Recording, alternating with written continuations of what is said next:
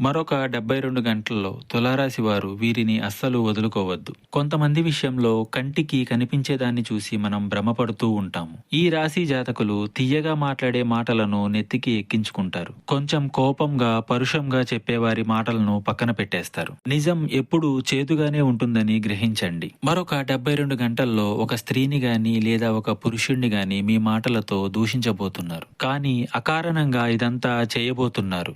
మీరు తెలిసి చేసినా, తెలియక చేసినా తప్పు అనేది తప్పే అవుతుంది. ఒకవేళ తప్పు అని మీరు గ్రహిస్తే వెనువెంటనే వారికి క్షమాపణ చెప్పి మీ జీవితంలోకి వారిని తెచ్చుకోండి. ఒకవేళ తప్పు కాకపోయినా వారితో మాత్రం కఠినంగా ప్రవర్తించవద్దు. కొన్ని గ్రహస్థితులు ఎలా ఉంటాయి అంటే మనం చేసేది మనకి ఒప్పు అనిపించినా ఎదుటివారికి తప్పుగా కనిపిస్తాయి. మనం ఆగి ఒక క్షణం ఆలోచిస్తే గొడవ జరిగే చోట నవ్వులు పూయించవచ్చు. వారు మీ మేలు కోరుకునేవారు అని నొక్కి వక్కానించడం జరుగుతుంది.